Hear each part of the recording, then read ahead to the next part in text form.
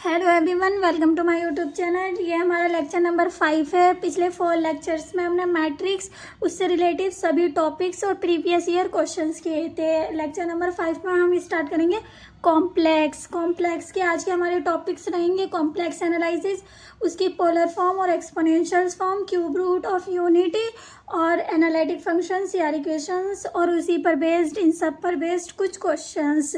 So that इसमें जो most important है जहाँ से क्वेश्चंस आता है वो सीआर इक्वेशन से आता है और क्यूब रूट ऑफ यूनिटी और पोलर और एक्सपोनेंशियल फॉर्म से आता है। हम फर्स्ट स्टार्ट करेंगे कॉम्प्लेक्स एनालिसिस, यानी कि इंट्रोडक्शंस भी डाल सकते हैं और इस कॉम्प्लेक्स भी। कॉम्प्लेक्स का इंट्रोडक्शन से हम पढ़ते आ रहे हैं कि z से हम कॉम्प्लेक्स नंबर को रिप्रेजेंट करते हैं। उसमें 2 नंबर होते हैं, एक हमारा रियल पार्ट होता है और एक हमारा इमेजिनरी पार्ट होता है। So that a plus i b, इसमें जो हमारा a फंक्शन होता है यानी कि स्टार्टिंग वाला फंक्शन होता है उसको हम कहते हैं रियल पार्ट, और जो हमारा b के साथ वाला फंक्शन होता है उसे कहते हैं हम इमेजिनरी पार्ट।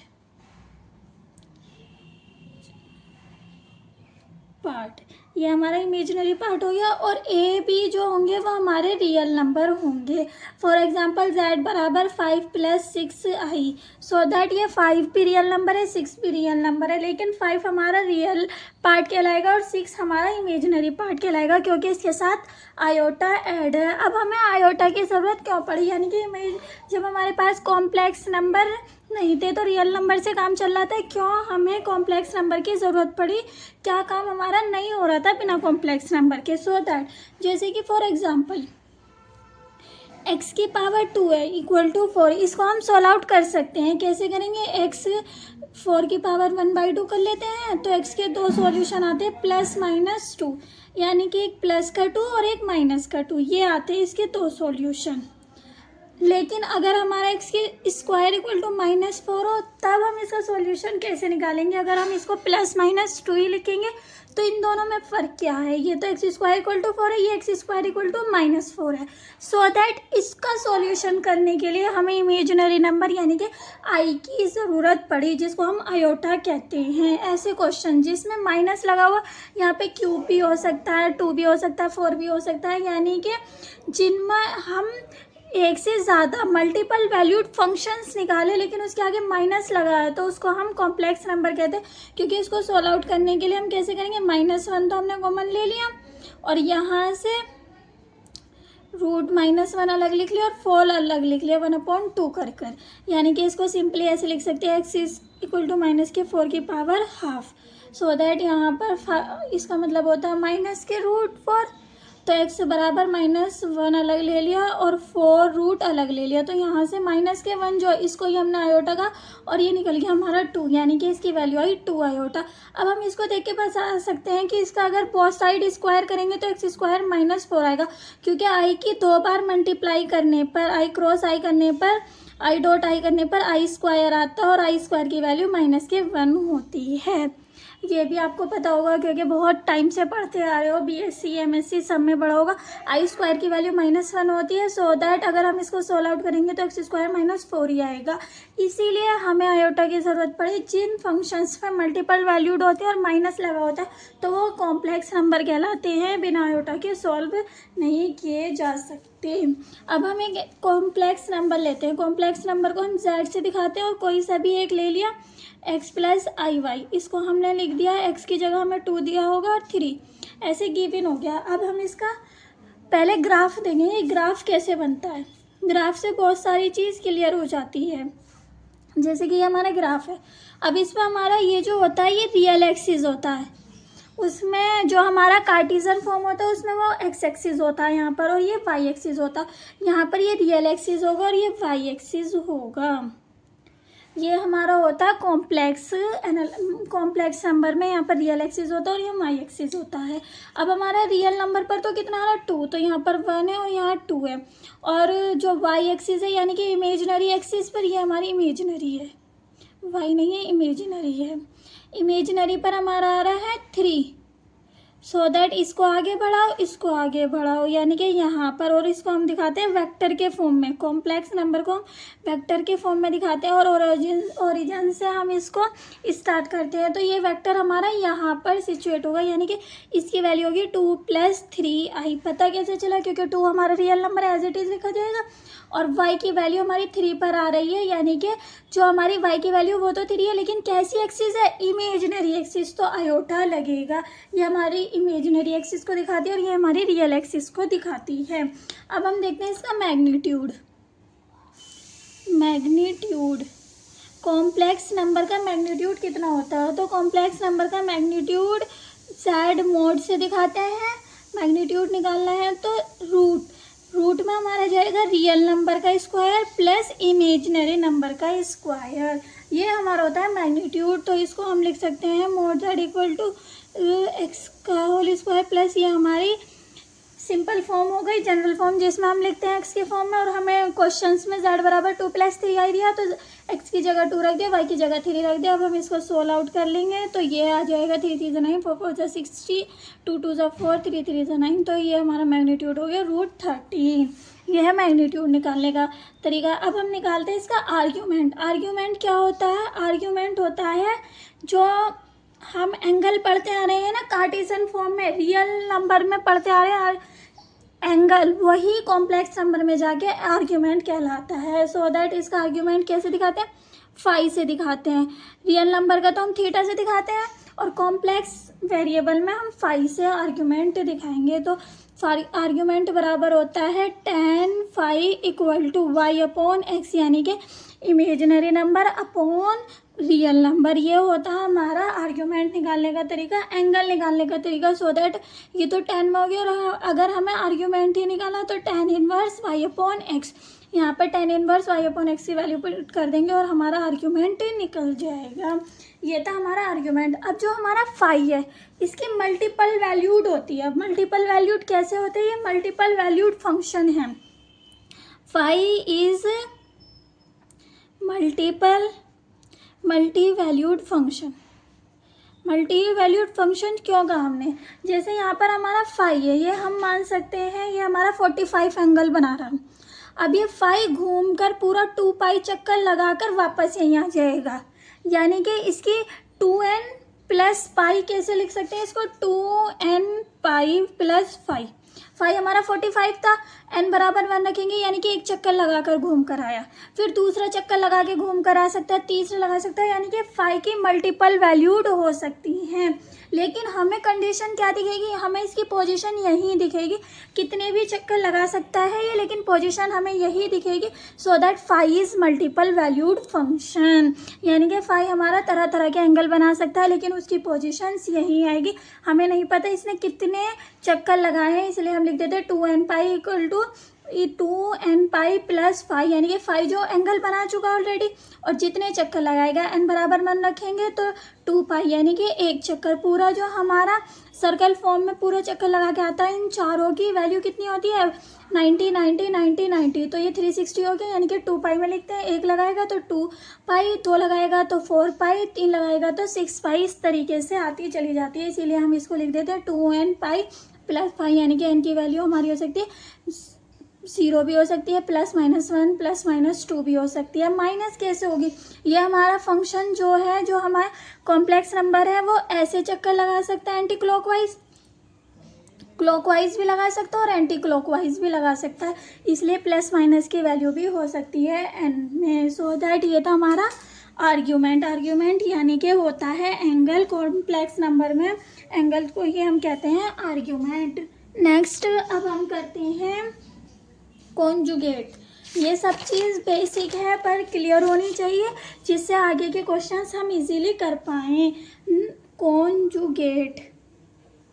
कॉन्जुगेट क्या होता है? जैसे हमारा z = x + iy है, तो इसका कॉन्जुगेट होता है x - iy, यानी कि i रिप्लेस हो जाता है -i से, या -i रिप्लेस हो जाएगा i से, उल्टा हो जाता है।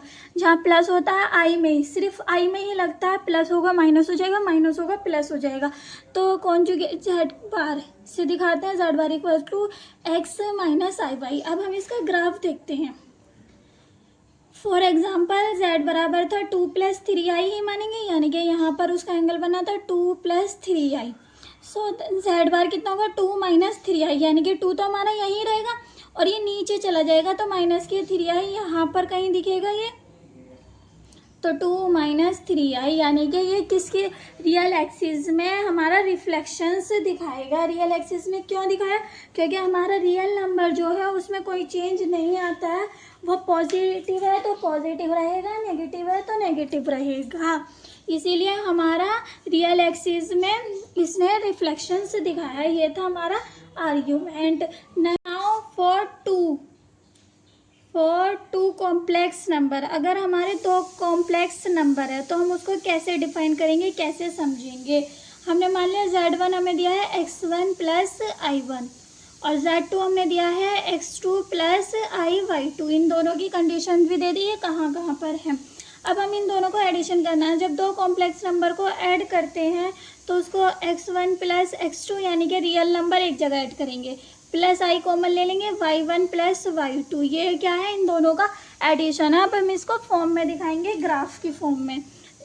फॉर ग्राफ के लिए हम क्या करेंगे, यहाँ पर ये कोई हमारा z1 है, यानी कि z1 के क्या क्या वेरिएबल है, x1, यहाँ पर हमारा क्या होगा x1 होगा और यहाँ पर हमारा क्या होगा y1 होगा, ये हमारा z1 के लिए हो गया। नेक्स्ट हमारा z2 है, z2 हम कहीं भी मान सकते हैं, यहाँ पर है, z2 के वेरिएबल क्या है, x2 होगा, x2 और यहाँ पर होगा y2, ये हो गए। अब हम जब हम वेक्टर के फॉर्म में ये z1 और z2 जब दो वेक्टर को ऐड किया जाता है तो हमने उसको पढ़ा है कैसे ऐड होते हैं। यहाँ पर z1 तो एज इट इज़ रहेगा, z2 इसके पास इस टाइप से आ जाता है, यानी कि ये z2 हो गया हमारा, ये यहाँ से उठ के यहाँ चला जाता है जब वेक्टर को ऐड किया जाता है, यानी कि इसका रिजल्टेंट कितना आएगा, आर से दिखाएंगे, कैपिटल आर मोड से दिखाएंगे। अब हमें इसका रिजल्टेंट निकाला, यानी कि resultant of r equal to यहाँ पर z1 square + z2 mode square + 2z1 z2 और कोस थीटा, ये है हमारा। अब हमारा ये जो z1 और z2 और इसका रिजल्टेंट आया, इसके नंबर्स क्या होंगे, ये जो हमारा z2 आगे आया इसमें क्या हो जाएगा, दोनों ऐड होकर गए हैं तो x1 + x2, देखा होगा आपने, दोनों को ऐड किया है यहाँ पर z1 + z2, तो यहाँ पर x1 + x2 हो गया, तो इस वाले नंबर का क्या होगा x1 + x2 और यहाँ पर क्या होगा इसका y1 + y2। इस टाइप से इनसे आगे ग्राफ को समझने से बस आपके ताकि दिमाग में क्लियरिटी आ जाए, बस इसलिए समझाया जाता है, वरना आप डायरेक्टली समझ सकते हो। रिजल्टेंट = होता है रूट में z1 square + z2 square + 2z1 z2 cos theta, ये हमारा रिजल्टेंट होता है जब दो नंबर को कॉम्प्लेक्स नंबर को ऐड किया जाता है। और वेक्टर के फॉर्म में हम ऐसे देख सकते हैं, फर्स्ट वेक्टर सेकंड वेक्टर, जब वेक्टर को ऐड किया जाता है तो कोई सा भी एक वेक्टर उससे आगे जोड़ देना और उनका रिजल्टेंट निकाल लेते हैं। सो दैट ये था हमारा रिजल्टेंट यानी कि आर। अब इनके बीच एंगल भी होगा, यहाँ कोस थीटा दिया है तो यानी कि ये कितना एंगल बना रहा होगा, कोस थीटा एंगल बना रहा है, इसीलिए हमने थीटा यहाँ पर लिख दिया। ये हमारा z1 और ये हमारा z2 और ये दोनों ऐड होकर आए z1 + z2, सो दैट ये तो था हमारा कार्टेशियन फॉर्म में। ये जितना भी हमने कॉम्प्लेक्स नंबर पढ़ा अभी तक ये हमारा था कार्टेशियन फॉर्म में। कार्टेशियन फॉर्म में यानी कि एक्स वाई एक्सिस में या एक्स वाई की फॉर्म में था। अब हम क्या करेंगे, इसको पोलर एंड एक्सपोनेंशियल्स फॉर्म में पढ़ेंगे। जो पोलर और एक्सपोनेंशियल्स फॉर्म है वो पेपर पॉइंट ऑफ व्यू से इम्पोर्टेंट है। पोलर एंड एक्सपोनेंशियल फॉर्म, नाम से ही पता चल रहा है पोलर फॉर्म यानी कि साइन थीटा कोस थीटा आएगा और यानी कि ट्रिग्नोमेट्री आएगी, और एक्सपोनेंशियल फॉर्म में e की पावर में आएगा, इनके नाम से ही पता चलता है। फॉर एग्जांपल ये हमारा ग्राफ है, ये हमारा रियल एक्सिस को दिखाता है, ये हमारा इमेजिनरी एक्सिस को दिखाता है। अब हमारा कोई नंबर है कॉम्प्लेक्स नंबर जो यहाँ पर प्रेजेंट है, ये एंगल फाई बनाता है, जो हमारा आर्ग्यूमेंट होगा वो फाई ही होगा, हम एंगल भी नहीं कहेंगे और हम थीटा भी नहीं कहेंगे, आर्ग्यूमेंट कहेंगे और फाई कहेंगे। अब इसका रिजल्टेंट कितना आर है, यानी कि ये इसकी एक्स होगा और यहाँ पर इसका वाई होगा, ये हो गया हमारा। अब जब हम इसका प्रोजेक्शंस लेंगे एक्स एक्सिस पर, यानी कि एक्स पर, रियल एक्सिस पर प्रोजेक्शन देंगे एक्स का, तो वो किसके बराबर आएगा, mod of r cos theta, क्योंकि रियल एक्सिस पर कोस, यानी कि जब आप एक्स लिखते हो तो उसके रेस्पेक्ट में कोस थीटा लिखते हो, वाई लिखते हो तो उसके रेस्पेक्ट में साइन थीटा लिख सकते हो, ये भी याद रख सकते हो, यहाँ कोस थीटा और यहाँ साइन थीटा भी लिख सकते हो आप। जब हमने एक्स पर प्रोजेक्शन लिया तो एक्स बराबर मोड आर कोस थीटा आया, वाई पर प्रोजेक्शन देने पर मोड आर साइन थीटा आया, यानी कि मैग्नीट्यूड ऑफ आर आया और उसके साथ हमारा एंगल आया, वो भी थीटा के फॉर्म में नहीं, फाई के फॉर्म में, सॉरी फाई। रियल एक्सिस में हम थीटा यूज़ करते हैं और कॉम्प्लेक्स एक्सिस में हम फाई का यूज़ करते हैं। जेड हमारा नंबर होता है एक्स प्लस आई वाई, हमें इसी को तो पोलर फॉर्म में रिप्रेजेंट करना है, कॉम्प्लेक्स नंबर को, जेड बराबर एक्स प्लस आई हो गया, सो दैट हम एक्स की वैल्यू पुट कर देंगे, resultant magnitude of r cos phi plus magnitude of r sine phi, ये हमारा हो गया। अब हम यहाँ से क्या करेंगे, आर को कॉमन ले लेंगे, यहाँ से हमारा हो गया कोस फाई प्लस आई हमारा एज इट इज़ आई, और ये वाई की वैल्यू पुट कर दी आई साइन फाई, यही है हमारी पोलर फॉर्म, ये कहलाती है हमारी polar form of complex number. So that ये polar form of complex number बन गई, जिसको हम किताबों में कैसे लिखा रहता है, ये किताबों में लिखा रहता है z बराबर मैग्नीट्यूड ऑफ r, और इसको हम लिखते हैं सिस, SIS, यानी कि साइन कोस आई साइन और फाई, इसको शॉर्ट फॉर्म में इस टाइप से लिखते हैं। जो हमारा मैग्नीट्यूड होता है ये हमारा मैग्नीट्यूड डिफाइन करता है, और हमारा मैग्नीट्यूड डिफाइन करता है और ये हमारी डायरेक्शन को बताता है कि हमारा वेक्टर किस डायरेक्शन में, अगर 90 का एंगल बनाता है तो इमेजिनरी एक्सिस पर होता है, यानी कि ये फाई जो है ये हमारा डायरेक्शन को शो करेगा कि हमारा कॉम्प्लेक्स नंबर किस डायरेक्शन में और कितना एंगल फाई आर्ग्यूमेंट बना रहा है। नाउ ये तो हमारी हो गई पोलर फॉर्म। अब हम इसको एक्सपोनेंशियल फॉर्म में डिफाइन करेंगे, जो हमारा कोस phi plus i sine phi है इक्वल टू होता है ई की पावर आई फाई। ये हमारी इक्वेशन फर्स्ट आई है, इसी को हम एक्सपोनेंशियल फॉर्म में डिफाइन करेंगे। यूलर फॉर्मूला होता है cos phi plus i sine phi equal to e की पावर आई फाई, ये तो फॉर्मूला हो गया हमारा यूलर फॉर्मूला। इसको एक्सपोनेंशियल फॉर्म में आप कैसे डिफाइन करेंगे, जेड हमारा as it is, r magnitude as it is, यहाँ से cos phi i sine phi की जगह ई की पावर आई फाई पुट कर देंगे, ये हमारी कहलाएगी एक्सपोनेंशियल फॉर्म। सो दैट यहाँ से हमारी एक्सपोनेंशियल फॉर्म भी तैयार हो गई और हमारी पोलर फॉर्म भी तैयार हो गई। अब हम देखते हैं दो कॉम्प्लेक्स नंबर के लिए, जिस टाइप से हमने यहाँ पर दो कॉम्प्लेक्स नंबर के लिए लिया था, मैग्नीट्यूड निकाल दिया था, उसी टाइप से रिजल्टेंट भी निकाल दिया हमने। अब हम देखेंगे कॉम्प्लेक्स नंबर को एक्सपोनेंशियल के फॉर्म में। सो दैट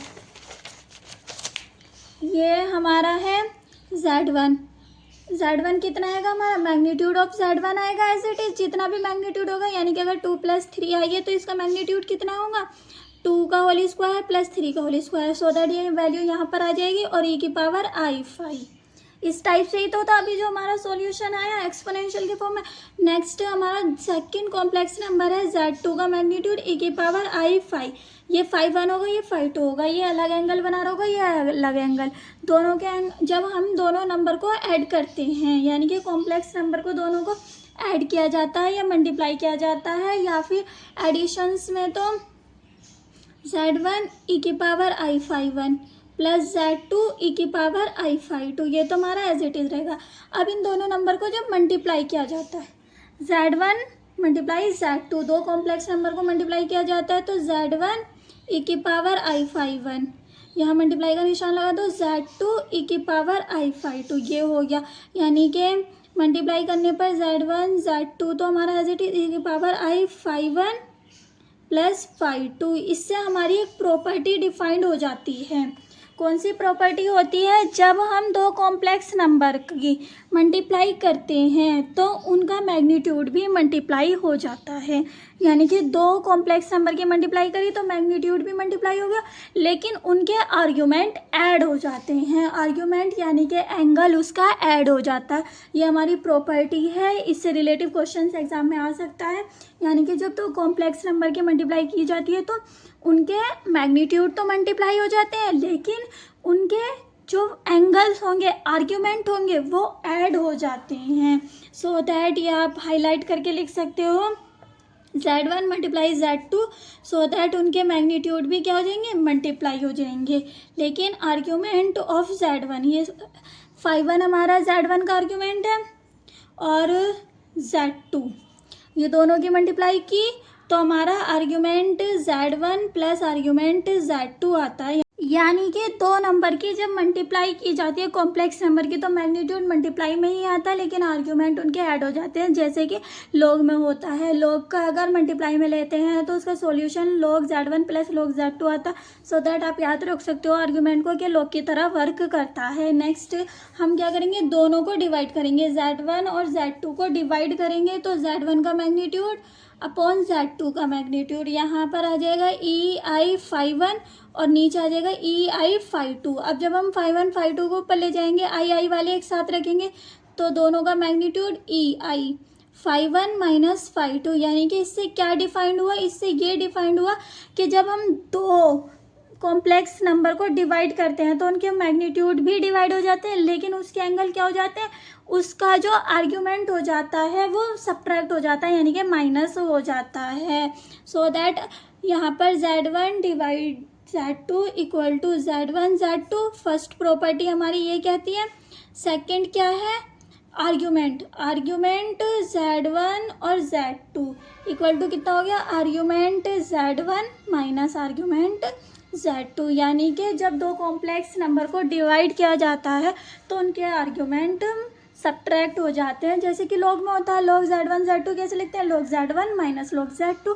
इसी तरीके से आर्ग्यूमेंट हमारा वर्क करता है फॉर कॉम्प्लेक्स नंबर के लिए। अब हम इन दोनों प्रॉपर्टीज़ को ग्राफ में डिफाइन करेंगे और बिना इनका यूज़ करे ग्राफ से कैसे सॉल्यूशन कर सकते हैं, यानी कि आर्ग्यूमेंट Z1 माइनस Z2 ना करके बस इनकी ग्राफ का यूज़ करके कैसे सॉल्यूशन फाइंड आउट कर सकते हैं। सो दैट अब हम इसको ग्राफ पे डिफाइन करेंगे।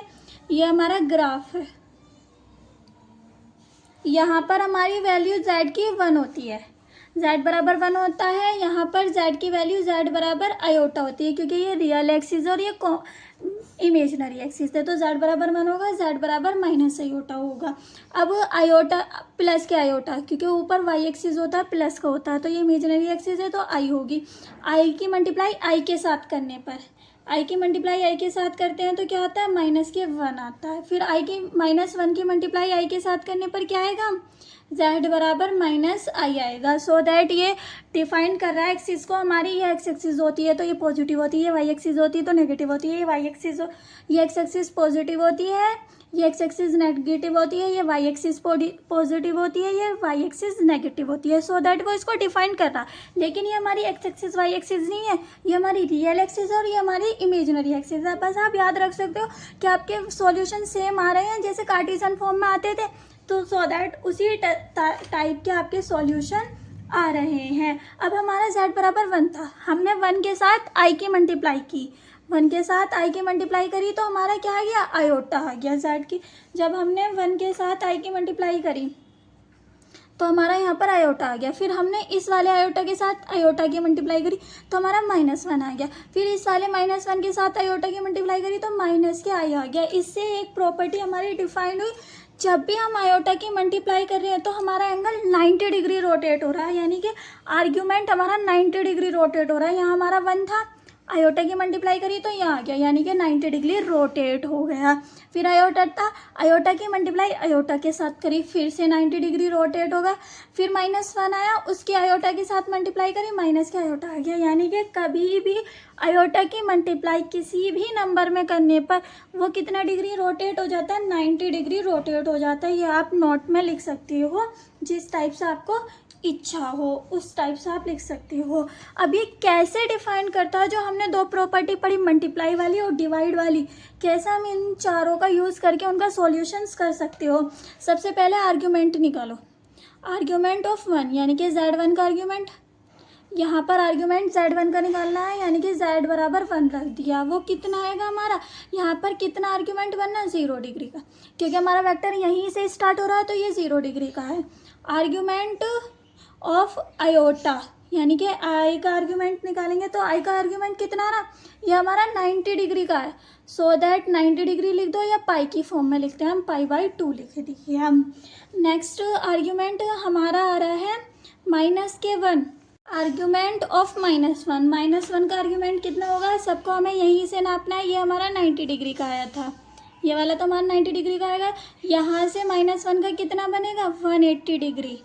यहीं से नापना है, यहाँ हमारा वेक्टर होता है उसी से डिफाइन करेंगे तो 180 आएगा। 180 को हम क्या लिखते हैं, पाई लिखते हैं। जो हमारी प्रिंसिपल आर्ग्यूमेंट होता है यानी कि जो हमारी आर्ग्यूमेंट की लिमिट होती है वो -π to +π होती है। ये क्लोज इंटरवल में और ये ओपन इंटरवल में, ये हमारा कहलाता है प्रिंसिपल आर्ग्यूमेंट। ये हमारा प्रिंसिपल आर्ग्यूमेंट, ये प्रिंसिपल आर्ग्यूमेंट हो गया यानी कि यहाँ हमारी लिमिट ख़त्म हो गई +π वाली। अब हम क्या करेंगे, z बराबर -i के लिए आर्ग्यूमेंट कितना आएगा, आर्ग्यूमेंट ऑफ -i कितना आ जाएगा, फिर हम यहीं से डिफाइन करेंगे। इस टाइप से गोल घूम के नहीं जाएंगे, चाहे तो आप लिख सकते हो 3π/2, लेकिन हम ऐसे घूम के नहीं जाते, हम ऐसे ही जाते हैं क्योंकि लिमिट हमारी कितनी होती है, -π to +π। सो दैट यहाँ से हमारा वेक्टर है तो इस टाइप से डिफाइंड होगा लेकिन माइनस का आ जाएगा बस। तो z बराबर -i के लिए कितनी आ रही है, 90 आ रही है, लेकिन -π/2।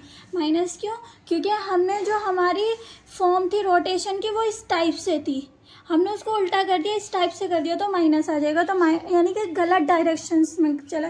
डायरेक्शन तो हमारी ये थी रोटेशन की, अब हमने इसको ऐसे रोटेट कराया तो -π/2, या आप इसको कोमा करके 3π/2 भी लिख सकते हो। ये हमारा 2π/2 था, 3π/2, लेकिन नेगेटिव में लिखोगे तो -π/2, क्योंकि प्रिंसिपल आर्ग्यूमेंट जो होता है वो -π to +π होता है।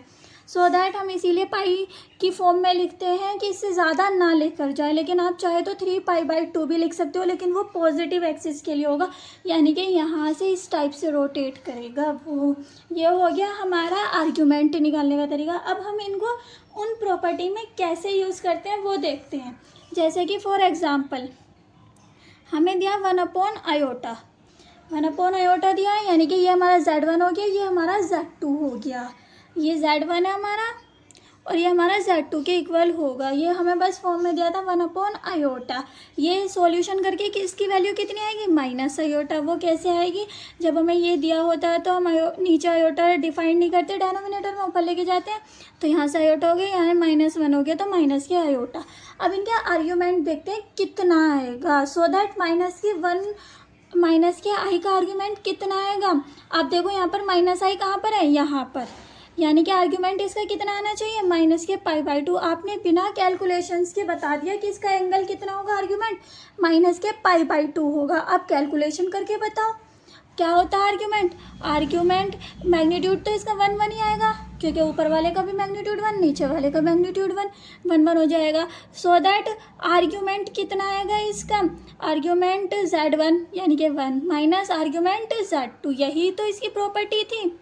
Z2 है हमारा आयोटा, ये प्रॉपर्टी डिफाइन थी ना हमारे, आर्ग्यूमेंट Z1 माइनस Z2, यानी कि आर्ग्यूमेंट Z1 हमारा 1 है और आर्ग्यूमेंट Z2 हमारा I है।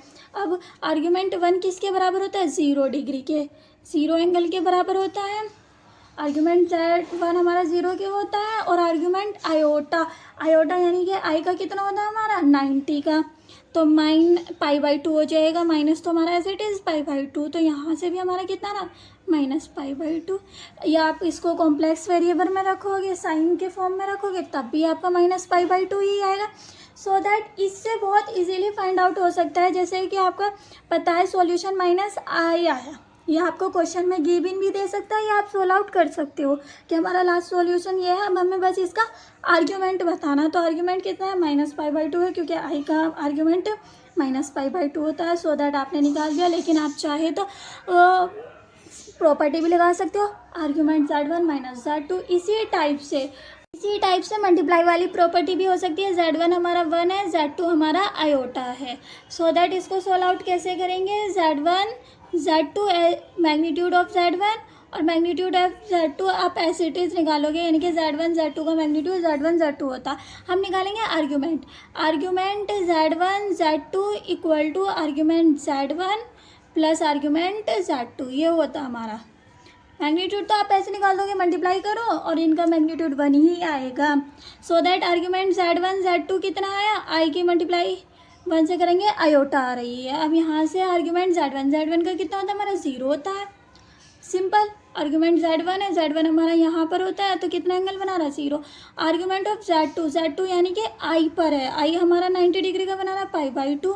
सो दैट हमारा आर्ग्यूमेंट कितना हो गया, π/2, और दोनों की मल्टीप्लाई करके देखो आर्ग्यूमेंट आई का कितना होता है, π/2 ही होता है। यानी कि हमारा सॉल्यूशन बिल्कुल सही आ रहा है। आप डायरेक्ट नहीं निकाल सकते हो, दोनों की मल्टीप्लाई करो, कितना आएगा, आर्ग्यूमेंट आई आ रहा है। यानी कि दोनों को ऐड भी कर सकते हो, 0 प्लस आई कितना होता है, 0 प्लस 90, तो π/2 ही होता है।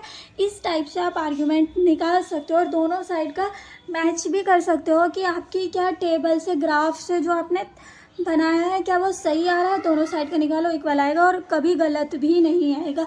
यहाँ Z बराबर 1 ही होता है, यहाँ Z बराबर आई होता है, यहाँ Z बराबर -1 होता है, यहाँ Z बराबर माइनस के आई होता है। 90 डिग्री रोटेट करता है अगर आयोटा के नंबर आयोटा से मल्टीप्लाई करते जाते हैं।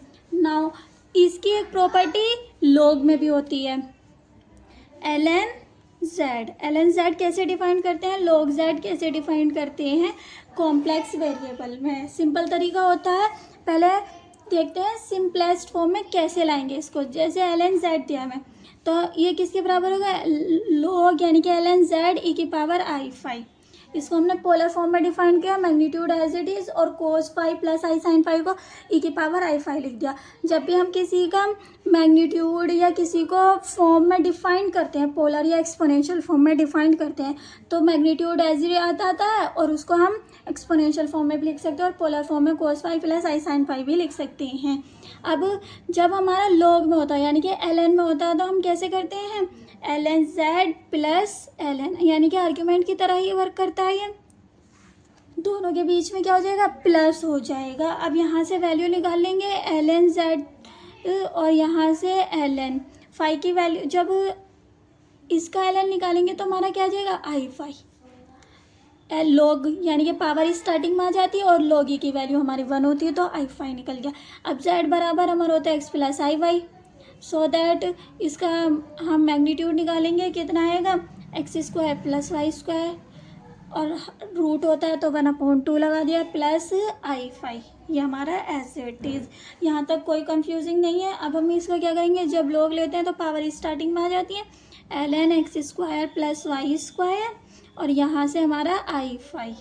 फाई की वैल्यू भी पुट कर दो, tan इनवर्स x/y/x, यहाँ से वैल्यू भी पुट कर दी। ये है हमारा ln z का फॉर्मूला। यानी कि जब आपको किसी भी कॉम्प्लेक्स नंबर का log निकालना हो तो फॉर्मूला क्या है, 1/2 ln log x² plus y² plus i, और यहाँ पर हमारा फाई एंगल।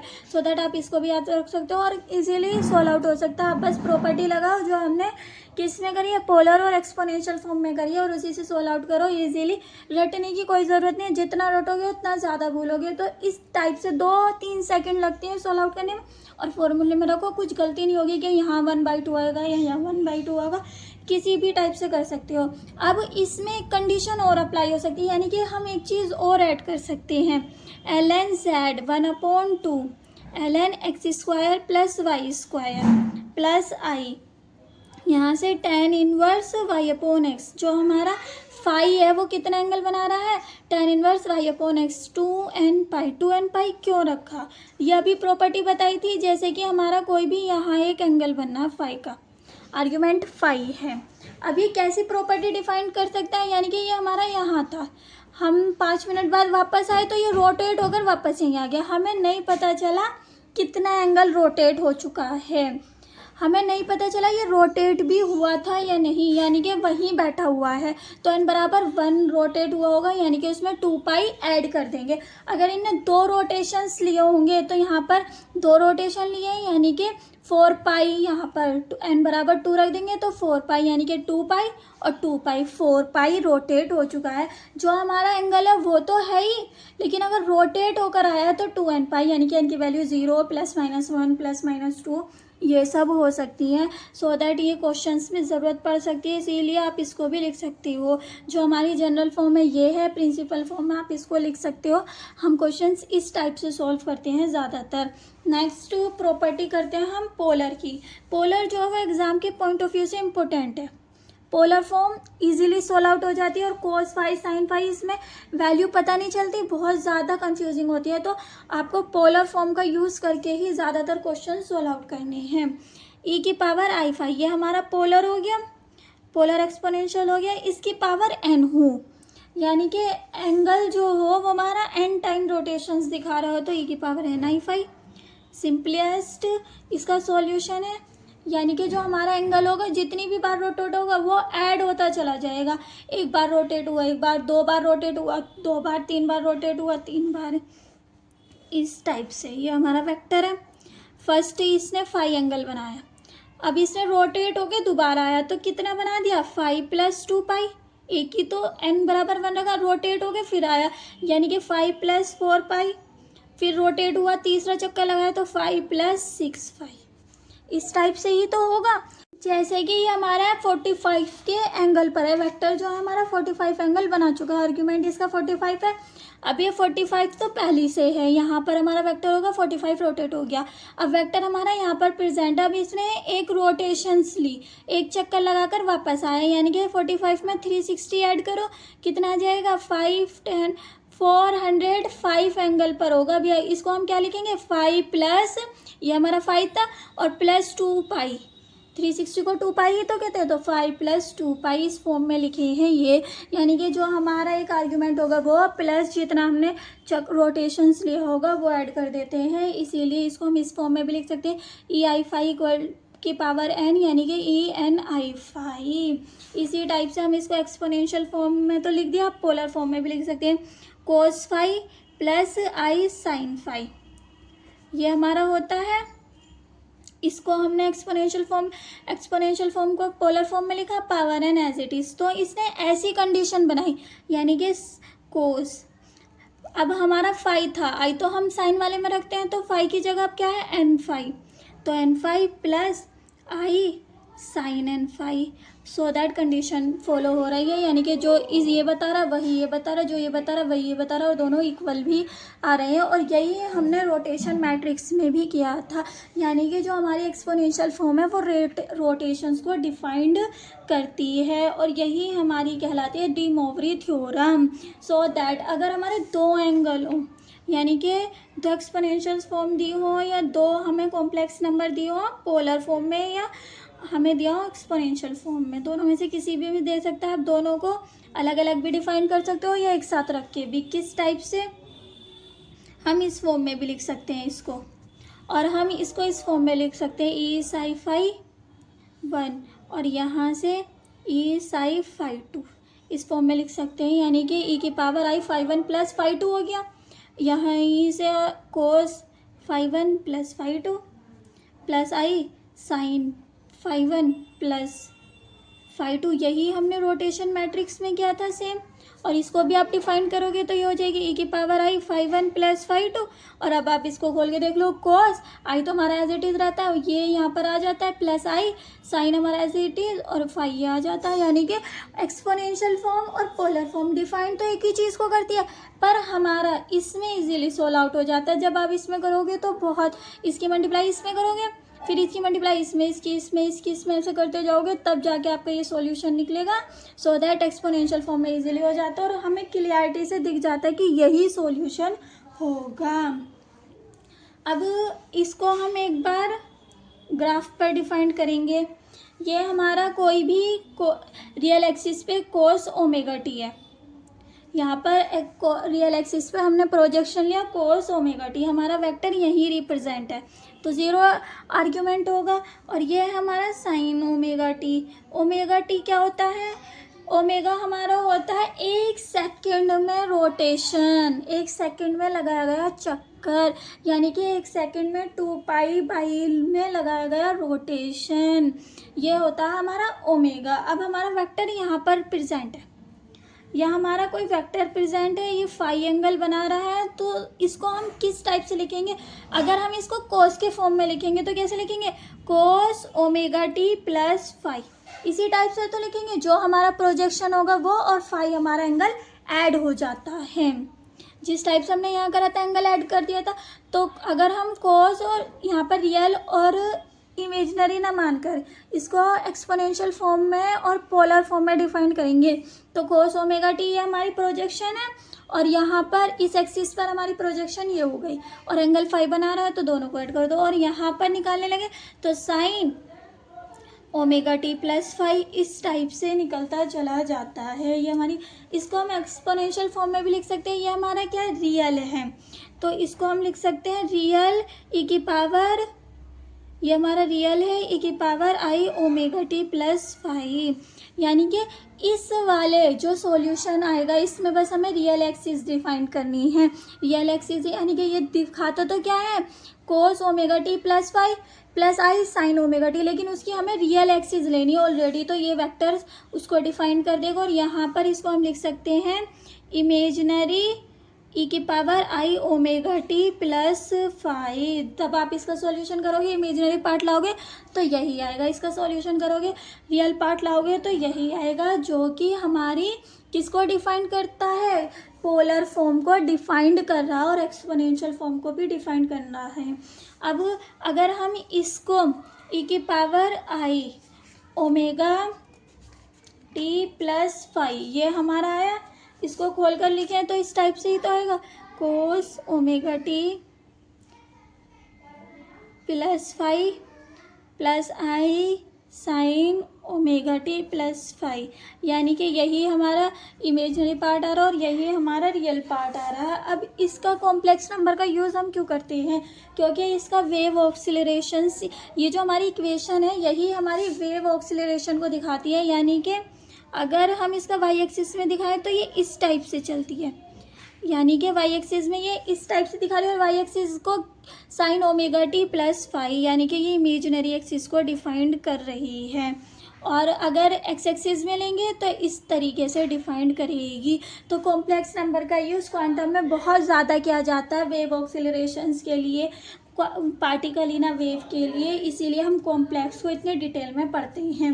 अब हम करते हैं और आपको ग्राफ से बहुत अच्छे से समझना है जिससे कि आपके क्वेश्चंस ग्राफ से भी डिफाइंड हो जाएं। एग्जांपल में ग्राफ भी दे देते हैं, आपको एक पिक्चर दे देते हैं, उसमें वैल्यू फाइंड आउट करने के लिए कहते हैं, सो दैट आपको सभी क्वेश्चंस इस टाइप से भी करने और ग्राफ से भी डिफाइन करने हैं कि जिससे आपको बिल्कुल क्लियर हो जाए, एग्जाम में बैठने पर आपको कोई कंफ्यूजिंग ना हो। अब हम इसके देखते हैं छोटे छोटे से क्वेश्चंस, जितने भी हमने भी कॉन्सेप्ट करे हैं उस पर पहले 2-3 क्वेश्चन कर लेते हैं फिर आगे बढ़ते हैं। Question first, Z1 plus Z2 equal to Z1 minus Z2, ये हमें गिवन है। Z1 और Z2 नॉन ज़ीरो नंबर है, यानी कि Z1 Z2 की वैल्यू ज़ीरो नहीं आएगी। Then what is angle between Z1 and Z2? आप इसको दोनों टाइप से डिफाइन कर सकते हो, एक तो सॉल्यूशन करके और एक ग्राफ से। पहले हम सॉल्यूशन देखते हैं। Z1 Z2 का मोड निकालना है, यानी कि रिजल्टेंट निकालना है, दोनों को ऐड करने पर अभी रिजल्टेंट आपने देखा था Z1 square plus Z2 square plus 2Z1 Z2 cos theta, और माइनस में क्या हो जाएगा? बस यहाँ पर हमारा माइनस आ जाएगा, Z1 Z2 minus 2Z1 Z2 cos theta. अब हम क्या करेंगे, इज इक्वल टू में ले लिया हमने, इसको इस फॉर्म में लिखा बड़ा करके, बस दोनों को ऐड करने पर हमारा रिजल्टेंट क्या आएगा वो लिख लिया हमने। दो वेक्टर को ऐड करते हैं तो रिजल्टेंट ही निकालते हैं हमने निकाल लिया। अब हम क्या करेंगे, पहले दोनों साइड का स्क्वायर करेंगे या कंपेयर कर दो, रूट से रूट कैंसिल आउट। अब यहाँ Z1 से Z1 कैंसिल आउट, Z2 से Z2 कैंसिल आउट, यानी कि यहाँ से बचेगा 2Z1 Z2 कोस थीटा, और यहाँ से माइनस के 2Z1 Z2 कोस थीटा। इसको इधर लाओगे तो प्लस हो जाएगा, यानी कि 4Z1 Z2 cos theta equal to 0। ये आया हमारा। अब हम यहाँ से देखो Z1 Z2 तो क्वेश्चन में कहा नॉन ज़ीरो है, Z1 and Z2 non zero number है, कॉम्प्लेक्स नंबर, सो दैट ये दोनों ज़ीरो नहीं होंगे तो क्या होगा, कोस थीटा इक्वल टू 0। तो कोस थीटा इक्वल टू 0 किस पर होता है, कोस 90 का होता है। तो कोस से कोस कैंसिल आउट, तो हमारा आ गया 5 थीटा इक्वल टू π/2, यानी कि कितना एंगल बना रहा है, π/2 एंगल बना रहा है। ये तो हो गया हमारा सॉल्यूशन। हमने दो एंगलों को ऐड करा, रिजल्टेंट निकाला, दोनों तरफ कंपेयर करा, वैल्यू को ऐड करा और कॉस का सॉल्यूशन निकाल लिया। अब हम इसको ग्राफिकली देखते हैं, ग्राफिकली कैसे होगा। ये हमारा है ग्राफ, यहाँ पर हमारा Z1 है और ये हमारा Z2 है। ये हमारा Z1 होगा, ये Z2 होगा। अब हमने इस पर दोनों को ऐड करा, दोनों को ऐड करा, आप कहीं भी Z1 Z2 ले सकते हो।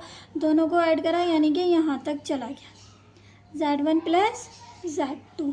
इसको इस टाइप से देखेंगे, इसको इतना आगे बढ़ाए, इसको इतना आगे बढ़ाए, यानी कि ये Z1 Z2 बन गया। अब इसी टाइप से ये हमारा Z1 है तो माइनस Z2 किधर होगा, नीचे से। फिर इसको भी ऐसे ही आगे किया, सो दैट यहाँ से आ गया Z1 माइनस Z2। ये हमारा Z1 माइनस Z2 आ गया, Z1 प्लस Z2। अब ये दोनों आप कब इक्वल होंगे, ये दोनों कब इक्वल होंगे, ये वाले, यानी कि ये दोनों एंगल कब इक्वल होंगे, जब ये बिल्कुल स्ट्रेट खड़े हों, यानी कि इस टाइप से। स्ट्रेट का मतलब Z1 plus Z2।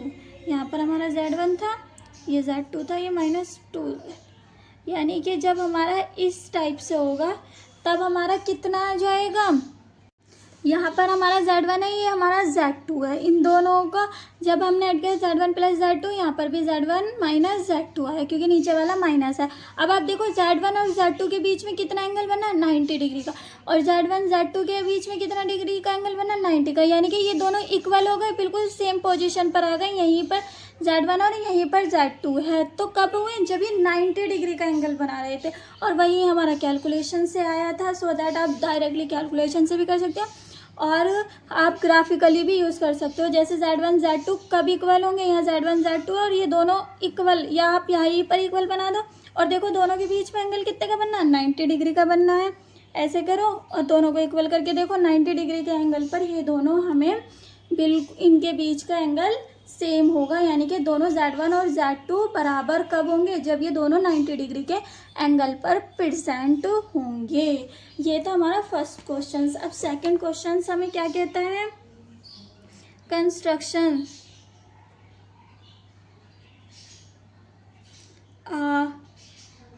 Complex number which magnitude is 10 and argument 120। ये तो इजीली सोल्व आउट हो जाएगा। अब किसका फॉर्मूला लगा दो, z equal to magnitude of z cos phi plus i sine phi का।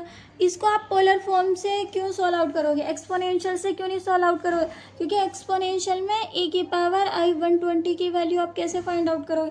सो दैट ऐसे क्वेश्चंस में आपको देखना पड़ेगा कि पोलर फॉर्म से सॉल्व आउट करें या आप करो एक्सपोनेंशियल फॉर्म से। सो इसको पोलर फॉर्म से करेंगे, मैग्नीट्यूड 10 दिया है, cos phi 120 plus i sign 120। अब हम इनकी वैल्यू तो जानते हैं, ये हो जाएगा 90 प्लस 30 यानी कि साइन 30 और उसकी वैल्यू माइनस की 1/2 प्लस आई, यहाँ से हो जाएगा हमारा √3/2। अब ये कैसे आई, यहाँ से आप इसको तैयार कर लेना, या ये हमारे 4 क्वाड्रेटर होते हैं, यहाँ पर ऑल सब पॉजिटिव आते हैं, यहाँ हमारा साइन पॉजिटिव आता है, यहाँ हमारा कोस, और ये हमारा यहाँ tan होता है और यहाँ कोस होता है। कैसे याद रखते हैं, ऑलवेज स्कूल टू कॉलेज, ये tan है यानी कि 2 से याद रखते हैं tan को, ऑलवेज स्कूल टू कॉलेज या ऑल शुगर टू कॉफ़ी, इस टाइप से आप याद रख लेते हैं। लेकिन यहाँ आपको याद रखना है कि साइन पॉजिटिव होता है, यहाँ कोस पॉजिटिव होता है और यहाँ हमारा tan पॉजिटिव होता है। तो यहाँ पर हमारा कोस था फर्स्ट वाले प्लस, यहाँ प्लस होता है, यहाँ माइनस करते हैं, साइन 90 माइनस थीटा करते हैं या 90 प्लस थीटा करते हैं। इस टाइप से हम क्वेश्चंस को सॉल्यूशन करते हैं। तो यहाँ से हमारा ये सॉल्यूशन है, अंदर मल्टीप्लाई करिए तो -5 प्लस यहाँ से 2 5 10 और √3 आई, ये हमारा आया इसका सॉल्यूशन z बराबर इन पोलर फॉर्म में। पोलर फॉर्म में क्या था, एक्सपोनेंशियल्स में भी यही आता, लेकिन इसमें डिफाइन करना बहुत भारी हो जाता, इसीलिए हमने पोलर फॉर्म को चूज़ करा, एक्सपोनेंशियल फॉर्म को नहीं चूज़ करा। अब हमारा 1 + 3√3i दिया है, वो कह रहा है इसको कन्वर्ट करो in polar form, convert in polar form या एक्सपोनेंशियल फॉर्म, और पोलर फॉर्म और एक्सपोनेंशियल फॉर्म में डिफाइन करनी है। जब आपको ऐसा क्वेश्चन दे और पोलर और एक्सपोनेंशियल फॉर्म में कन्वर्ट करो, तो पहले आप उसी नंबर को लिखो, कॉम्प्लेक्स नंबर को लिख रहे हैं, इनका मैग्नीट्यूड देखो कितना आएगा, नीचे मैग्नीट्यूड लिखो, इसको हमने z मान लिया, z का मैग्नीट्यूड निकालो और उसी मैग्नीट्यूड से मल्टीप्लाई कर दो। ये करने का तरीका होता है, यानी कि मैग्नीट्यूड इसका आएगा 2, तो 1 + √3i/2 इस टाइप से लिखा, तो 2 हमारा मैग्नीट्यूड हो गया, या 1/2 + √3/2i। अब इसको आप पोलर फॉर्म में भी कर सकते हो और एक्सपोनेंशियल फॉर्म में भी कर सकते हो। तो यह आ जाएगा हमारा cos π/3 की वैल्यू होती है, प्लस यहाँ i sin π/3 की वैल्यू, इसको यहाँ से 2e⁻i π/3 भी लिख सकते हो, यानी कि आपने पोलर फॉर्म में भी डिफाइन कर दी और एक्सपोनेंशियल फॉर्म में भी इसको डिफाइन कर दिया। लेकिन आपको इन तरीके के क्वेश्चन करने के लिए पहले इसको रिवीजन करना पड़ेगा। आपने 12th में भी पढ़ा होगा, 11th में भी पढ़ा होगा, सो दैट बहुत ईजी होता है। यहाँ हमारे ऑल नेगेटिव होते हैं या पॉजिटिव होते, यहाँ ऑल पॉजिटिव होते हैं, ये तो इसके लिए 90 - थीटा के लिए था माइनस, यहाँ सारे पॉजिटिव होते हैं जो सॉल्यूशन आता है, यहाँ साइन पॉजिटिव होता है, यहाँ कोस पॉजिटिव होता है, यहाँ हमारा टैन पॉजिटिव होता है। सो दैट ये था हमारा बेसिक्स कॉम्प्लेक्स, इसमें से क्वेश्चंस भी बन सकते हैं एग्जाम में, और बेस क्लियर होना बहुत ज़रूरी है, उसके बिना आप भारी क्वेश्चंस, हार्ड क्वेश्चंस नहीं कर सकते। अब हम करते हैं टॉपिक, जो हमारा मेन टॉपिक है, क्यूब रूट ऑफ यूनिटी। अभी तक हमने किसको डिफाइन किया था, हमने 2 को डिफाइन करा था, यूनिटरी नहीं, unity, TY, cube root of unity. अभी तक हम डिफाइन कर रहे थे अगर x² = -4, अगर हमारी 1 की पावर 1/3 आ जाता है, तो रियल दुनिया में जो हमारे रियल नंबर होते हैं उनमें तो इसका एक ही सॉल्यूशन है 1, लेकिन कॉम्प्लेक्स में इसके 2 और सॉल्यूशन हैं, यानी कि ये हमें 3 ही सॉल्यूशन देगा। क्यूब रूट है यानी कि 3 ही कह रहा है, क्यूब रूट ऑफ यूनिटी, ये हमें 3 सॉल्यूशन देगा। एक तो 1 ही देगा यूनिटी, यानी कि 1 का ही, जिसमें 1 की पावर में ही आएगा, यूनिटी 1 होती है, और क्यूब रूट यानी कि 1/3, जिसमें रूट हमारा 3 टाइम्स होता है, क्यूब रूट कहते हैं जिसको हम। अब ये हमारा वैसे तो 1 ही आता है, हम छोटी क्लास में पढ़ते हैं 1 की पावर 1/3 1 ही आता है, लेकिन कॉम्प्लेक्स नंबर में इसके 3 ही सॉल्यूशन आते हैं। किस टाइप से वो सॉल्यूशन आते हैं पहले हम देखते हैं। यहाँ से 4 हमारे नंबर होते हैं जो जनरल फॉर्म होती है, एक तो हमारा 1 था, एक i था, एक -1 था और एक -i था। ये हमारे 4 पॉपुलर नंबर हैं कॉम्प्लेक्स की दुनिया के। कॉम्प्लेक्स नंबर में ये हमारे 4 पॉपुलर नंबर हैं। सो दैट हम इसको तीनों टाइप्स में सॉल्व आउट करने की कोशिश करेंगे, प्रिंसिपल फॉर्म में भी और जनरल फॉर्म में भी। Principal form, general form. General form तो हम यूज़ करते ही हैं, प्रिंसिपल फॉर्म में हम कैसे लाएंगे वो देखते हैं। सबसे पहले हम ग्राफ देखते हैं। ग्राफ में z = 1, z = i, z = -1 और z = -i, ये होता है हमारा नंबर। अब यहाँ पर हम देखते हैं 1 किसके बराबर होता है। 1 जो हमारा होता है, यानी कि पोलर फॉर्म ले लो चाहे आप एक्सपोनेंशियल फॉर्म ले लो, उसमें 1 हमारा कब आएगा। जैसे कि हमने e⁻i⁵ ले ली, तो इसको आप क्या लिखते हो, cos phi + i sin phi लिखते हो। इसका सॉल्यूशन 1 कब आएगा, जब हम फाई को क्या रख देंगे, फाई = हम रखेंगे 0, क्योंकि cos 0 की वैल्यू हमारी 1 आती है। साइन में हमारा सॉल्यूशन क्यों नहीं लेंगे, क्योंकि i हमारा नहीं है, हमें बस 1 लाना है, हमें सोल्व आउट करके 1 लाना है। तो cos phi की जगह हम क्या रखेंगे, 0 डिग्री, तो ये 1 हो जाएगा और ये हमारा 0 हो जाएगा, क्योंकि साइन 0 की वैल्यू 0 होती है। यानी कि हमने एंगल कितना रख दिया, आर्ग्यूमेंट 0, इसकी वैल्यू आ गई e⁻, यहाँ 0, एंगल नहीं, थीटा नहीं, 0, e⁻i⁵, यहाँ से। अब इसकी जनरल फॉर्म क्या होगी, ए की पावर आई, और 0 एंगल बना रहा है, लेकिन घूमकर वापस भी तो आ सकता है, यहीं घूमकर वापस ऐसे रोटेशन करके आ जाए तो हमें वैसे तो पता ही है z बराबर 1 पर हमारा एंगल कितना होता है, आर्ग्यूमेंट कितना होता है, 0 होता है। तो हमने उसको एक्सपोनेंशियल फॉर्म में डिफाइन कर दिया और कुछ नहीं करा, दिमाग में कंफ्यूजिंग रखनी ही नहीं है। z बराबर 1 है, एक्सपोनेंशियल, अब हमें बताना आर्ग्यूमेंट कितना बनना है, 0 का बनना है, क्योंकि हमारा वेक्टर यहीं से स्टार्ट होता है, तो इसमें कोई एंगल बन ही नहीं रहा, कितना भी डिस्टेंस कवर नहीं हुआ तो 0, उसको हमने एक्सपोनेंशियल फॉर्म में लिख दी। अब हम उसको जनरल फॉर्म में भी लिखना है, क्योंकि रोटेट होके वापस यहीं भी तो आ सकता है, दोबारा रोटेशन कर सकता है, तो 2n पाई लिख दिया। 2n पाई रोटेशन को दिखाता है कि वो पूरा चक्कर लगाकर वापस भी तो आ सकता है, और कितने चक्कर लगाता है वो हमारा n होता है, n बराबर +-1 2 3 ये होता है। अब i का एक्सपोनेंशियल फॉर्म में कैसे लिखेंगे, e की पावर i यानी कि कितना बना रहा है हमारा π/2, e की पावर i π/2, यही तो बनना। अब आप इसमें भी देखो, i लाना है हमें, कोस phi plus i sine phi हमारा, आई कब आएगा हमारा यहाँ पर, यानी कि ये वैल्यू हमारी 1 होनी चाहिए। कब आती है, जब हम फाई की वैल्यू कितनी रखते हैं, π/2, साइन π/2 की वैल्यू 1 होती है, इसीलिए हमने e की पावर आई π/2 रखा। यूनिटरी में इसका यूज़ करेंगे, क्यूब रूट ऑफ यूनिटरी, इसीलिए हम इसको डिफाइन कर रहे हैं। बस इसको आप जनरल फॉर्म में लिख दो, π/2 + 2n पाई, यानी कि π/2 पर एंगल तो है, रोटेट होके वापस भी तो आ सकता है, 3-4 चक्कर कितने भी लगा सकता है। अब आप देखो -1 पर हमारा आर्ग्यूमेंट की वैल्यू कितनी होती है, z बराबर -1 है, कितना चला, पाई चला, यहाँ से यहाँ तक पाई चला, तो e की पावर आई पाई, जनरल फॉर्म में लिख दो, e की पावर आई पाई + 2n पाई। बस अब -1 हमने कहा था जो हमारा प्रिंसिपल आर्ग्यूमेंट होता है वो -π to +π होता है, यानी कि उसकी जो हमारी लिमिट होती है, यानी कि ये तो चला गया 3π/2 नहीं लेंगे तो नेगेटिव में लेंगे, z बराबर 1 से z बराबर -i तक, -i तो कितना चलेगा, π/2 ही चलेगा, 90 डिग्री रोटेट होगा, लेकिन कैसे, एंड यानी कि क्लॉकवाइज तो हो रहा है, ये ऐसे चल रहा है, लेकिन कैसा है हमारा रोटेशन तो इस टाइप से हो रहा था, तो नेगेटिव डायरेक्शन में चल रहा है, तो e की पावर -i π/2, बस उसको ही रख दें, -i π/2 + 2n पाई, या आप माइनस यहाँ रखो, यही रखना है माइनस अंदर, जो हमारे प्लस का आ रहे हैं वो, और एंगल हमारा माइनस का आ रहा है, तो π/2 + 2n पाई, ये हमारी है जनरल फॉर्म और ये हमारी है प्रिंसिपल फॉर्म।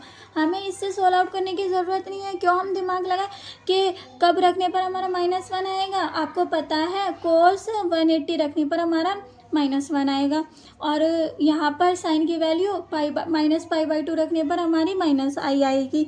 सो दैट आपको इन सब चीज़ में नहीं घुसना, बस आप इस ग्राफ से याद रखो 1 हमारा कब आता है, हमारा आर्ग्यूमेंट 0 होता है, i कब आता है, जब हमारा π/2 होता है, -1 कब आता है, जब पाई होता है, और -i कब होता है, जब हमारा आर्ग्यूमेंट π/2 होता है। सो दैट अब हम करते हैं हमारा क्वेश्चन जो था 1 की पावर 1/3, एक नंबर तो हमें मिल गया, 2 नंबर और निकालेंगे हम इसको हम यहाँ लिख लेते हैं, 1 की पावर 1/3 है, इसका एक नंबर तो हमें पता है, 2 नंबर हमें फाइंड आउट करने हैं। अब 1 की पावर 1/3, 1 में हमारा एक्सपोनेंशियल फॉर्म में कितना आ रहा था, e की पावर आई 0 की पावर 1/3, चाहे आप देख सकते हो 1 है, e की पावर आई 0, और आप यहाँ से भी लिख सकते हो e की पावर आई 0, क्योंकि आर्ग्यूमेंट हमारा 0 आ रहा है, इस टाइप से हमने इसको लिख लिया। लेकिन हम इसको जनरल फॉर्म में लिखेंगे क्योंकि रोटेशंस होता है, सो दैट आपको जनरल फॉर्म में लिखकर दिखाना पड़ेगा 1/3। अब यहाँ से ही हो गया 1/3 = अब इसको हम अंदर डिफाइन करेंगे, e की पावर आई, यहाँ से 2n पाई और नीचे पावर आ जाएगी 3। इतना तो आपको समझ में आएगा, इतनी कैलकुलेशंस आती होगी। यहाँ से हमने ये तो 0 है, दोनों को ऐड करा तो 2n पाई आया, आई के साथ रख दिया, और नीचे इसको इससे मल्टीप्लाई करा तो नीचे 3 आ गया। अब हम इसको एक्सपेंड करेंगे, ये आएगा cos 2n पाई/3 + i साइन 2n पाई/3, ये आया हमारा e की पावर, ये हमारा सॉल्यूशन आया। अब हम इसके 3 सॉल्यूशन डिफाइन करने हैं, क्यूब रूट है ना, तो 3 सॉल्यूशन। फर्स्ट सॉल्यूशन करते हैं n बराबर 0 के लिए, n की वैल्यू ही पुट करनी है, तो n बराबर 0 से ही स्टार्ट करने, n बराबर 0 पर हमारा क्या आ जाएगा, यहाँ पर 0 रखोगे और यहाँ पर भी 0, तो ये वैल्यू तो हमारी पूरी 0 हो जाएगी। यहाँ 0 रखोगे तो cos 0 की 1 कितनी होती है, वैल्यू 1 होती है। cos 0 हमारा कितना आया, 1 आया। यहाँ पर रख सकते हो cos 0 इक्वल टू 1। अब n बराबर 1 के लिए रखेंगे, n बराबर 1 रखने पर 2π/3 हो जाएगा। cos 2π/3 plus i sine 2π/3। अब 2π/3 यानी कि इसकी वैल्यू हो जाएगी -1/2 और इसकी वैल्यू हो जाएगी +√3/2 आई। कैसे आई, ये हमारा 2π है यानी कि 360 और नीचे 3 है। 360 को आप 3 से डिवाइड करोगे, 3 × 3 3 × 2 120 और cos 120 की वैल्यू कितनी होती है, -1/2। कैसे करा, cos 90 + 30, तो ये साइन में चेंज हो गया और माइनस का आएगा क्योंकि 90 + 30 सेकेंड क्वाड्रेटर में होता है। तो cos sin 30 की वैल्यू होती है -1/2 होती है और माइनस ये रहा। इस तरीके से सोल्व आउट करिए। अब हम करेंगे n बराबर 2 के लिए, तो n बराबर 2 रखने पर हमारी हो जाएगी 4π/3 प्लस i साइन 4π/3। अब इसकी वैल्यू क्या आएगी, इससे सोल्व आउट करा तो -1/2 ही आएगी। इसका सॉल्यूशन करोगे तो -√3/2 आएगी। n बराबर 3 रखने पर हमारी क्या आ जाएगी, 3 से 3 कैंसिल, cos 2π यानी कि 1, 90 + 90 साइन 90 की वैल्यू 1। अब यहाँ से देखो आप सॉल्यूशन क्या बना, क्यूब रूट ऑफ यूनिटी क्या कहता है, क्यूब रूट ऑफ यूनिटी ये कहता है कि 3 में तो हमें सॉल्यूशन मिल जाएंगे, किसी की भी पावर 3 है यानी कि 3 सॉल्यूशन तो हमें वो देगा, लेकिन 4th सॉल्यूशन जो है वो वही रिपीट हो जाएगा जो हमारी ये है। n बराबर 4 रखने पर हमारा -1/2 प्लस √3/2 ये, यानी कि वही हमारी जो सॉल्यूशन आया है वही हमारी नंबर रिपीट होते चले जाएंगे। तो हमें बस 3 निकालने होते हैं, क्यूब रूट ऑफ यूनिटी ये कहता है। फर्स्ट हमारा है n बराबर 0 पर 1 ही आ रहा। सेकेंड हमारा क्या है, -1/2 प्लस √3i और थर्ड हमारा आ रहा है -1/2 -√3/2 आई। ये हमारा कॉम्प्लेक्स नंबर में 1 के 3 सॉल्यूशन जब उसकी पावर 1/3 होता। आई होप आपको समझ में आया होगा कि क्यूब रूट ऑफ यूनिटी क्या कहता है, कि हमारे 3 सॉल्यूशन देगा लेकिन 4th सॉल्यूशन पे वही वैल्यू रिपीट होनी स्टार्ट हो जाती है। आप इसको निकालते जाओ, n बराबर 5 रखोगे तो ये आएगी, n बराबर 6 रखोगे तो 1 आएगी, 7 पर ये, 8 पर ये, यही वैल्यू हमारी रिपीट होती जाती है। सो दैट ये हमें क्या समझाने की कोशिश कर रहा है, सबसे मेन बात हम इसको मानते हैं ओमेगा, ये हमारा 1 ही होता है, ये हमारा ओमेगा होता है, चाहे आप ओमेगा स्क्वायर मान सकते हो, ये हमारा ओमेगा स्क्वायर हो सकता है या ओमेगा मान सकते हो। एक ही चीज़ मान के रखनी है जो दिमाग में बैठ जाए, ये हमारा 1 है, ये हमारा ओमेगा है, ये हमारा ओमेगा स्क्वायर है। ये 3 वैल्यू हम मानते हैं इसकी, यानी कि ओमेगा की जगह भी वैल्यू होगी, ओमेगा स्क्वायर की जगह भी वैल्यू होगी, और ओमेगा क्यूब हमारा क्या आ जाएगा, 1 आ जाएगा। ये इंपॉर्टेंट है, इसका हम यूज़ करेंगे आगे। ये बस इसीलिए ओमेगा से डिफाइन करिए कि ओमेगा क्यूब सॉल्यूशन कितना भी बड़ा होता रहे लेकिन क्या आ जाएगा, 1 ही आ जाएगा। क्यूब रूट ऑफ यूनिटी सबसे ज़्यादा इसीलिए ही यूज़ किया जाता है, इसीलिए हमने इसको पढ़ा है कि ओमेगा का क्यूब करने पर वह 1 हो जाएगा। कोई भी नंबर अगर हम ओमेगा मानेंगे तो उसका क्यूब हमारा 1 हो जाएगा। जब आप क्वेश्चंस करोगे और अच्छे से समझ में आएगा। अब जैसे कि हमारा यही है, इसको हम ग्राफ में डिफाइन करेंगे। हमें 1 की पावर 1/3 दिया, हमने इसको x मान लिया, x बराबर 1/3 यानी कि x क्यूब हमारा कितना हो गया, 1 हो गया। ये हमने लेट एज्यूम कर लिया। अब हमें इसमें डिफाइन क्या करना है, हमें x को ऐसा नंबर लेना है, x हमारा ऐसा नंबर होना चाहिए जिसकी हम 3 बार मल्टीप्लाई करें और वो हमें क्या दे, 1 दे। ये कहता है क्यूब रूट ऑफ यूनिटी, यानी कि जो हमें नंबर दिया था उसको हमने x माना, फिर बोथ साइड मतलब तीनों का क्यूब किया तो ये x3 और 1 आ गया। अब ये कहता क्या है, ये जो मैं ये लिखा है बॉक्स में, ये कहता क्या है कि कोई ऐसा नंबर लो जिसका क्यूब रूट करें, यानी कि 3 बार उसकी मल्टीप्लाई करें, क्यूब रूट नहीं क्यूब करें, 3 बार उसकी मल्टीप्लाई करें तो वो वही 1 आना चाहिए। अब कैसे आएगा, पहले ग्राफ से देखते हैं उसके बाद देखेंगे इससे। ये हमारा ग्राफ है, यहाँ से हमारा स्टार्ट हो रहा है 1, ये हमारा 1 था, z बराबर 1 है, यहाँ से स्टार्ट हो रहा है। अब हमारा कितना आया, फर्स्ट में एंगल n बराबर यहाँ पर हमने कितना रखा था, 0, यानी कि ये हमारा आ गया cos 0 की वैल्यू। अब यहाँ से हमारी ये तो हमारा 1 हो गया, फर्स्ट वाला हमने डिफाइन कर दिया 1 है, cos 0 पर हमारा 1 है। सेकंड वाला क्या है, 2π/3 चलने पर हमारा ये आया, तो 2π3 का मतलब है 2π/3 का 120, यानी कि 120 चलेंगे एज इट इज़, यहाँ आएगा हमारा सॉल्यूशन। ये हमने 120 चला तो ये हमारा सॉल्यूशन मिल गया ओमेगा, चाहे आप पूरा भी लिख सकते हो -1/2 प्लस √3/2i, हम इसको ओमेगा एज्यूम कर लेते हैं। 120 चले तो ओमेगा, अब यहाँ पर 4π/3, 4π/3 का मतलब होता है 240, यहाँ हमारा 270 होता है, तो यहाँ मान लिया हमने कहीं 240, यानी कि पूरा ही लेना है 1 से, ये 240। जब हमने cos 0 रखा था, यानी कि यहाँ पर हमारा एंगल कितना है 0 डिग्री का, फिर सेकंड वाला n बराबर 1 रखने पर हमारा 120 का, n बराबर 2 रखने पर हमारा ओमेगा स्क्वायर 240 का, यानी कि यहाँ क्या हुआ, 0 में 120 ऐड करा, 120 का डबल करा, इसलिए हमने इसको ओमेगा स्क्वायर कहा है। ओमेगा स्क्वायर क्यों कहा है, क्योंकि जब हम इसको 120 में 120 ऐड करेंगे तो कितना आ जाएगा 240, और 240 में 120 ऐड करेंगे तो हमारा आ जाएगा 360, 240 में 120 360, यानी कि वापस से यही घूम के आ गया, तो ओमेगा क्यूब कितना हो जाएगा 1 हो जाएगा, इसीलिए हमने इसको यूनिटी से डिफाइन किया है। यानी कि यहाँ तो एंगल तो 0 डिग्री का है, यहाँ 120 डिग्री का, लेकिन बना तो ओमेगा रहा है, और यहाँ पर 240 का ओमेगा स्क्वायर बना रहा है, और ओमेगा क्यूब क्या होगा 1 होगा, वही घूमकर आ जाएगा। यानी कि ये कितने रोटेशन दिखा रहा है, कितने एंगल बना रहा है, 3 एंगल बना रहा है, और बराबर के।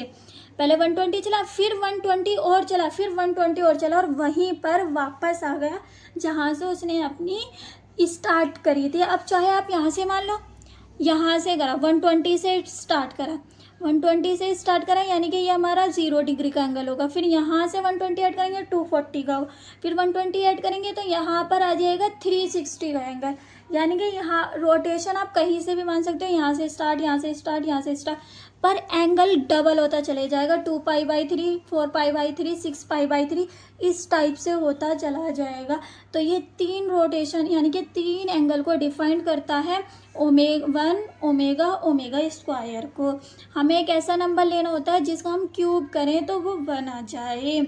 अब ओमेगा क्यूब इक्वल टू 1 आ रहा है। अब देखो आप इन तीनों को, यहाँ पर हमारा 1 है, यहाँ हमारा ओमेगा बना, ये तो हमारा एंगल है, यहाँ वैसे तो हमारा 1 है, लेकिन जो बीच का एंगल बना वो 0 डिग्री का या 120 का, plus omega square equal to 0। ये क्या कहता है कि जब 1 से स्टार्ट करा, फिर ओमेगा गए, ओमेगा स्क्वायर गए, तो हमारा तीनों को जब हम इक्वल करते हैं, यानी कि तीनों को ऐड करते हैं, तो हमारा 0 आता है। कैसे, आप यहाँ ऐड करो, हमारी 1 की तो n बराबर 0 रखने पर तो 1 ही आई, n बराबर 1 रखने पर कितनी आई, -1/2 प्लस √3/2i, और ओमेगा स्क्वायर की वैल्यू -1/2 माइनस √3/2i। ये तो ये कैंसिल आउट।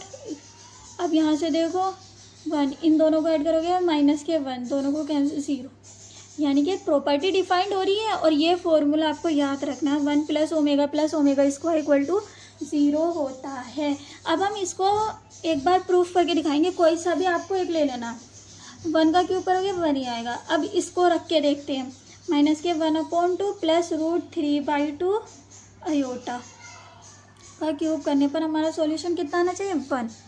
ये एक ऐसा नंबर लो जिसका 3 बार क्यूब करे तो 1 आए, तो हमारे नंबर निकल चुके हैं तीनों।